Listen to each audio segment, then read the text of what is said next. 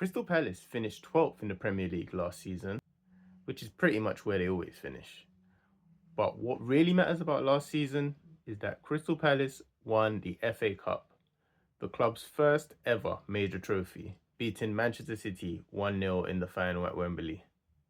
And what that also means is that they have qualified for Europe and they'll be playing in the Europa League for the first time next season. I'm going to take a look at what Palace need to push on next season and be ready for European football. Ahead of next season, Palace's squad looks roughly like this. They've signed Walter Benitez on a free transfer to provide competition for Dean Henderson. Looking to build a strong first and second choice 11, that leaves three positions to fill immediately in a centre back and two wing backs. But before we get onto that, we've got to consider the futures of a few of Crystal Palace's key men. Now, to my eyes, Crystal Palace's best and most important player is Adam Wharton. Now, I really believe he's a player that can go right to the very top of the game, for club and for country. I think he could play for any club in the world, but right now, he's completely irreplaceable for Crystal Palace. And I really did try. I really did give it a go trying to find a good replacement for him. But the truth is, despite them all having qualities that might add to Crystal Palace's squad, none of them could adequately replace Adam Wharton. Now, another player that Crystal Palace will be desperate to hold on to is club captain Mark Guehi. And he's got a year left on his contract, so they have to think about the fact that they may lose him on a free transfer in a year's time. Now, if he were to leave the club, Crystal Palace would need two centre backs to come in, and probably two starting level centre backs. The first centre back I'm going to mention is actually someone who wasn't on my original list, and that's actually because I thought he'd be quite unrealistic for Crystal Palace. But he's been heavily linked in recent weeks, so I'm going to talk about him. Ousmane Diomande. I think he'd be a huge signing. Honestly, I think he's got great ability on the ball. He's a really good 1v1 defender. I think he's played in that back three system that Crystal Palace play in the last few years as well. And I think he could take that spot on the right of the back three or in the middle, both very comfortably. And that's really ambitious. That's a type of signing that could help take Crystal Palace to the next level.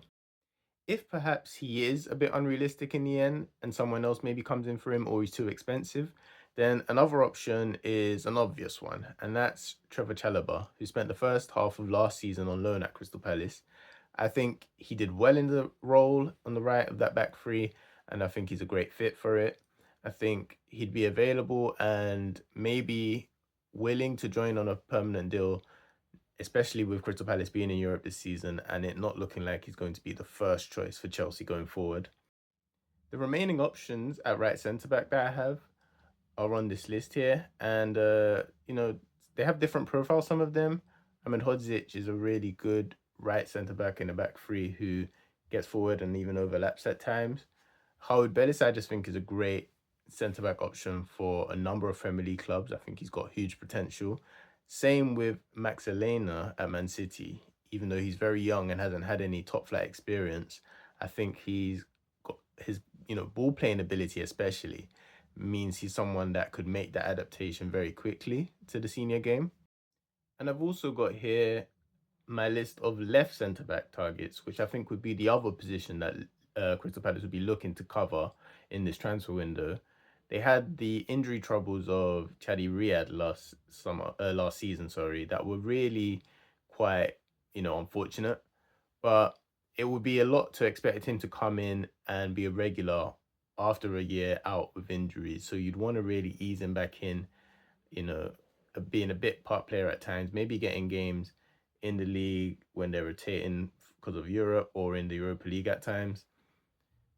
So who could come in and is a realistic target for that left centre back role that may be vacated by Mark Gay?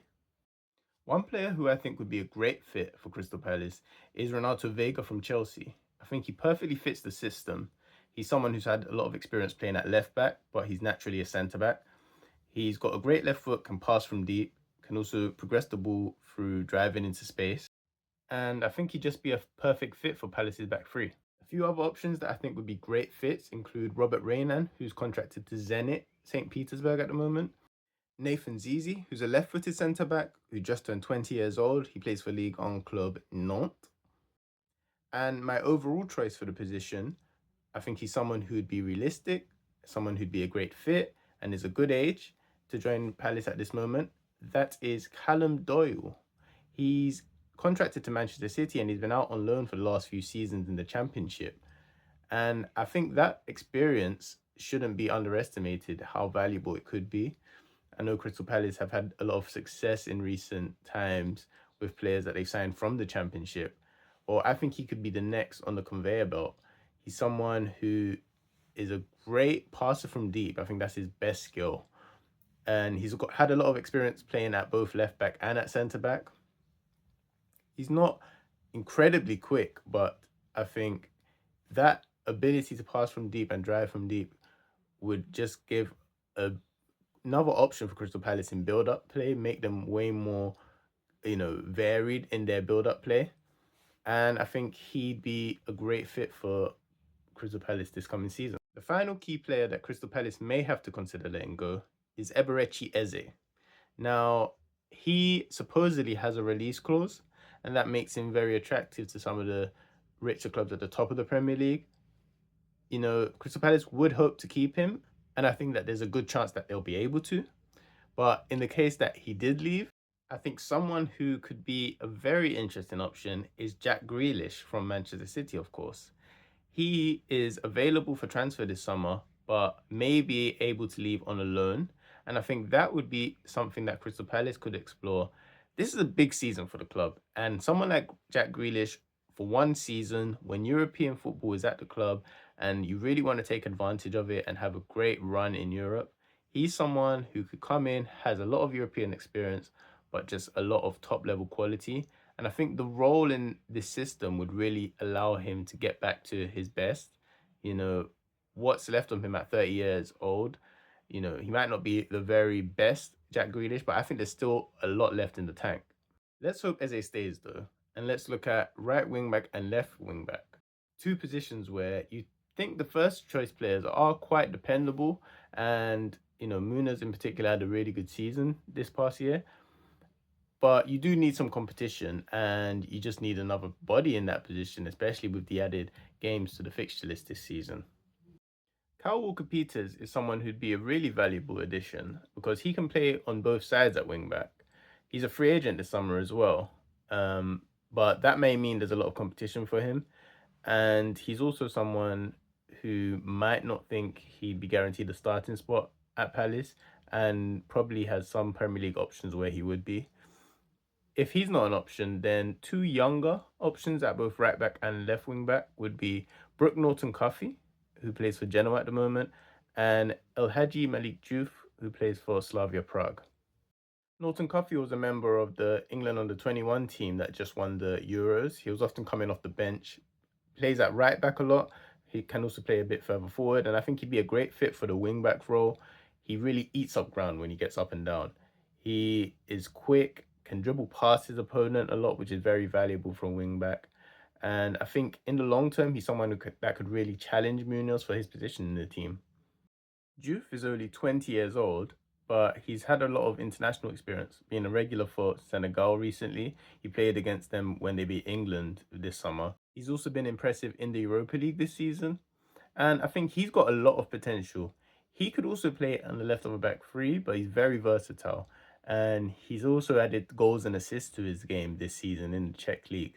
I think he's someone who could battle for Tyreek Mitchell's spot, but maybe by the end of this season, be a real option to take his spot. I do rate Mitchell, particularly defensively, but Juve could offer that extra in the final third and in transition. I haven't mentioned the attack so far, and honestly, that's because I don't think Crystal Palace actually need much in attack.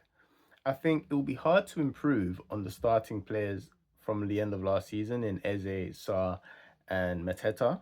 If there was one that maybe could be improved realistically for an affordable price, that may be Sarr. But I think the signing of Romain Esse in January is someone who has, potential to take that spot. And he was signed with a view to slowly gaining experience in the Premier League and eventually becoming a long-term option there. When I consider the prices of players that have been linked with moves this summer, like Brian Mbeumo and Antoine Semenyo, you're talking about 60 or 70 million pounds for someone who's probably a slight improvement on what Crystal Palace have in their front three at the moment. I think with the signings that I've mentioned, this team now looks ready for another successful season in the Premier League, as well, more importantly, as a run in Europe this season.